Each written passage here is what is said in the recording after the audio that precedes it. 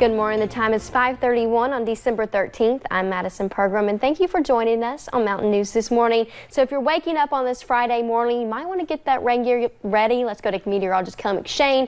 The umbrellas, the boots, it's probably all needed, not just today, throughout the weekend. Yeah, unfortunately throughout the weekend. So go ahead and get them ready to go today, because unfortunately it looks like we'll need them for quite some time. But overall, right now we're just seeing those spotty showers. We're seeing cloud cover throughout the region, but everybody is just seeing rain. A little bit of mixing happening over well to our east into West Virginia, but right now we are just seeing rain here in the mountains, and that's because temperatures, we are in the upper 30s to lower 40s, so we need those lower 30s in order to see any wintry mix or any snow. So overall, we are just seeing rain this morning, and in fact we are significantly warmer than we were yesterday. Temperatures anywhere 10 to 15 degrees warmer than we were on your Thursday morning, but that rainfall is certainly moving in, could be heavy at times. Looks mainly spotty this morning. Heading into this afternoon, though, we could see a few more rounds of rain. So I will break down the timing of all of that, including your weekend forecast here in just a little bit, Madison.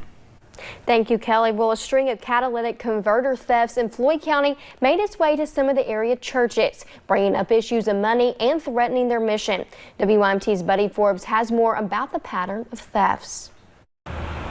A large mission sometimes comes with a limited budget. You know, financially, I think all churches are struggling to keep the church door open. So when the members of Allen Baptist realized someone had stolen the catalytic converters from two of their church vans, your first thing is shock.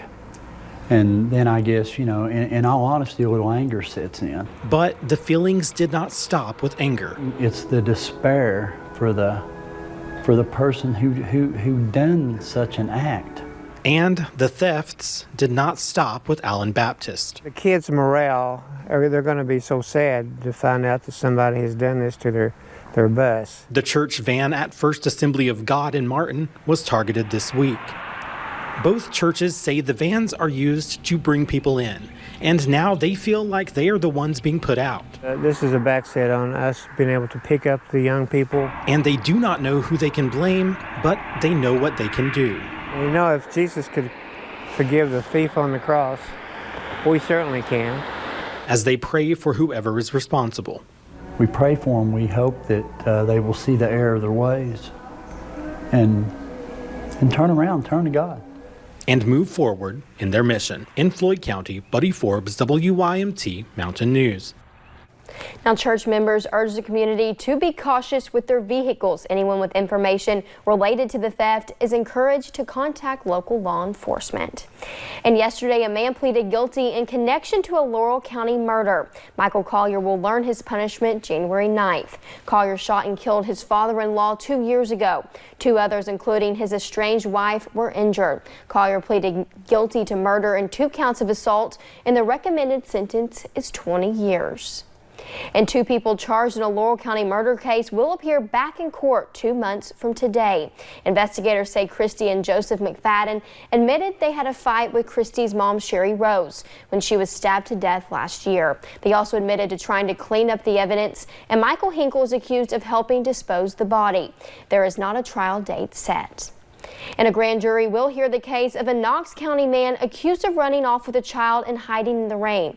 We first told you about Christopher Stute's arrest on Tuesday, and a not guilty plea was entered on his behalf on Thursday. Deputies say he ran from a home with the child following a domestic dispute. Someone found the toddler alone in the woods more than 1 hour later. Stutes faces a host of charges.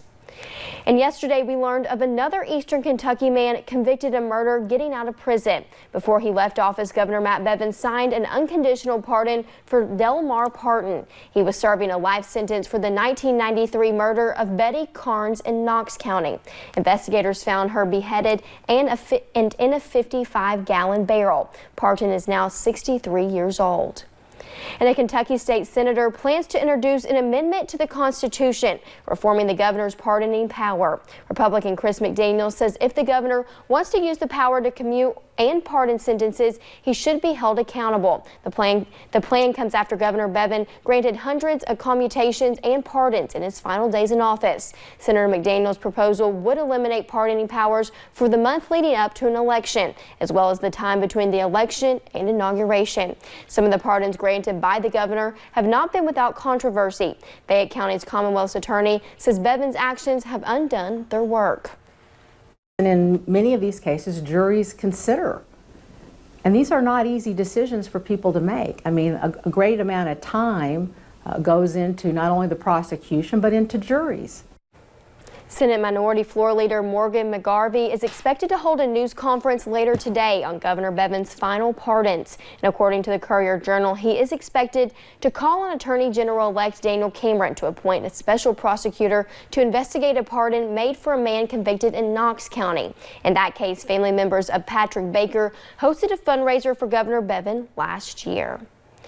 And more than 140,000 Kentuckians will now have their voting rights restored. Governor Andy Beshear signed an executive order yesterday afternoon, giving voting rights to people convicted of nonviolent felonies. It applies to anyone who has finished their probation or parole.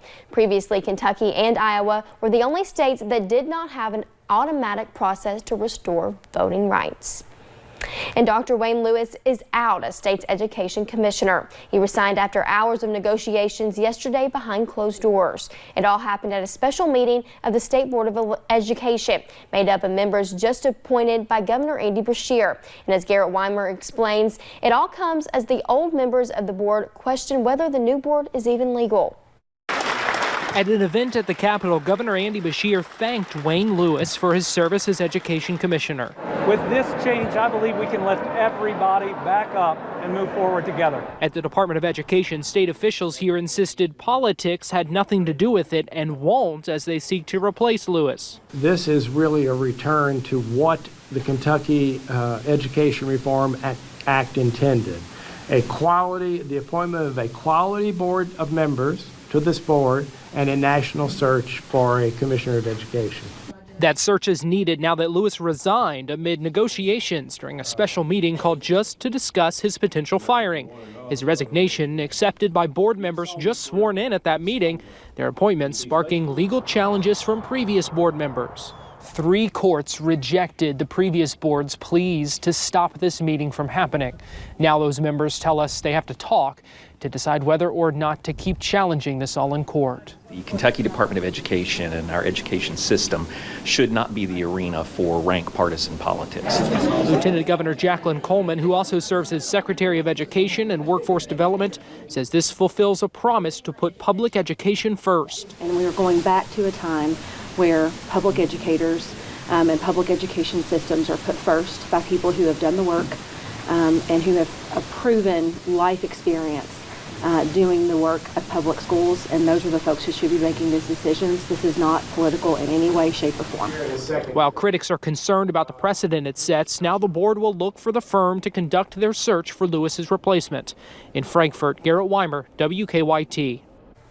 Members of the previous Board of Education tell us they have to talk to decide whether or not to keep challenging the issue in court. And an Eastern Kentucky native will lead Eastern Kentucky University on an interim basis. David McFadden graduated from Johnson Central and is a 2002 graduate of EKU. The Board of Regents voted to make him interim president during a meeting yesterday. He takes over from Michael Benson, who stepped down as president earlier this week. And if you're searching for a new job, you just might be in luck. The truck driving industry saw a shortage of nearly 61,000 drivers in 2018. And if you're interested in joining the industry, you do not have to go far to get certified. HGTC offers commercial driver's license classes. Jeff Stidham, CDL program facilitator, says there are many misconceptions in the industry. If you think you can't drive a standard shift, please, let me tell you, you'll be the first ones that will pick it up. You pick it up a lot easier than someone who's been driving for 10, 20 years of standard shift transmission. CDL classes are given at the Hazard and Hyden HCTC campuses, and the next available class starts in February. And Josh Baker and his family lost everything in a house fire back in July. Baker says thankfully his wife, 3 boys, and their dog made it out. But after the fire, they had to rebuild. And Josh is the principal at R.W. Combs in Perry County. He and his wife have purchased new property to begin rebuilding. He says the Red Cross and many people in the community helped him get back on his feet. I think American Red Cross, I've talked to them since then. They called and checked on us several times, and they've just been such a blessing too. You know, there's nothing stronger than the heart of a volunteer. And so all of our volunteers are entirely compassionate.